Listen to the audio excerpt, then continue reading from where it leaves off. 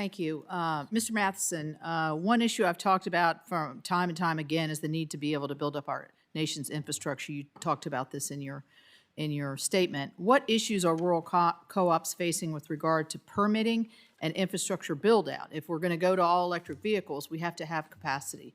And so are these permitting hurdles, are they applied equally to no matter what the generation is, whether it's renewables or whether it's fossil fuels?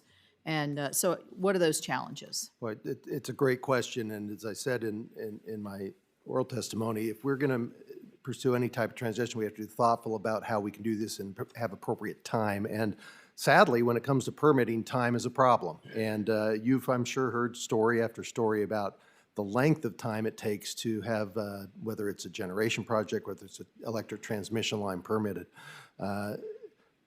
There's been efforts and talk about streamlining in Congress for years about this, but we don't seem to be solving the problem. Right.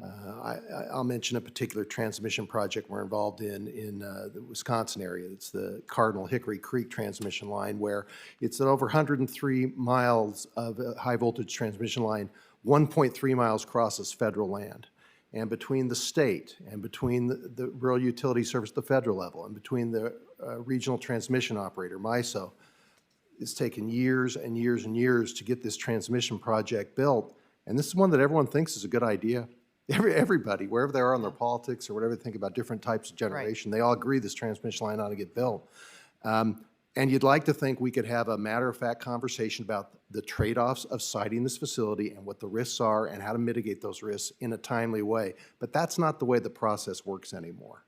There's a lack of coordination across agencies. There's a lack of timeliness in terms of how we can get things done. And there's too many opportunities for people to throw a wrench in the gears and stop it. I know you've looked at opportunities, try to streamline opportunities. Right. I really appreciate that. But I can just tell you from representing a group of 900 co-ops that are actually in the field trying to make things happen, the frustration's palpable and it's real. And wherever we go with our energy future in this country, this question of siting facilities is going to be part of the answer, right? Right. And so I do think we have to stop just pointing out examples like I've just done and come up with solutions where we can have a credible, reasonable, thoughtful approach to getting facilities sited in a timely way. Yeah, I mean, I think the one federal decision you were talking about, if we can get that running smoothly, it's certainly projected to be able to save time, energy, and at least get an answer. I mean, I've always said, if the answer is going to be no at the end, tell me no in the beginning, right, right, so I can make the adjustments that I need to make rather than drag it out, cost a lot of money, and cost a lot of time. Let me ask you quickly on global supply chains and domestic and international. How is this affecting your co-ops? What are you seeing? I mean, obviously the price of building and building out, but what are you all seeing throughout your rural co-ops in terms of supply chain issues? Great question, and it's a big problem. And it's for basic materials. It's across the board. It could be for transformers. It could be on our broadband side for fiber optic cable, conductors, just basic stuff to keep the utility running on a daily basis. Mm-hmm. We're seeing great extensions of lead time to get these types of materials, let alone cost increases. Our concern is that as inventories drop, we may be one major storm event away from where we don't have the supplies to bring the system back online in a timely way. Mm-hmm. I get that supply chain concerns are on all sectors of the economy right now, but the electric sector, which is so vital to the day-to-day actions in our economy, we're feeling the pinch in a big way. I can tell you quickly on co-ops, some co-ops already had supplies that were primarily domestically sourced. They haven't faced the same challenges as some who had foreign source supply. We're working within the co-op world. We have supply chain co-ops that band together to try to find supply. But I can tell you, this is a significant challenge. It's not unique to co-ops. I know in the investor-owned utility and municipal utility, I talked to the heads of those associations. Yeah. They're feeling the same squeeze. Right, right. I mean, I think it's up and down, whatever yeah. business you're in. We just had a school that had an estimate of what it was going to cost to rebuild from a 2016 flood.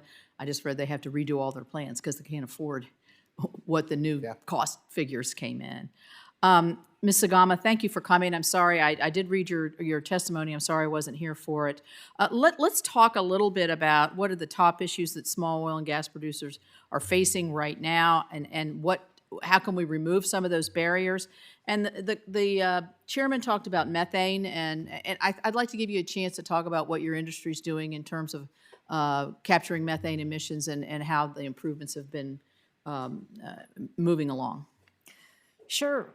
We have taken voluntary measures as well as complied with regulations that require leak detection and fixing of any methane leaks. We have significantly reduced flaring of natural gas.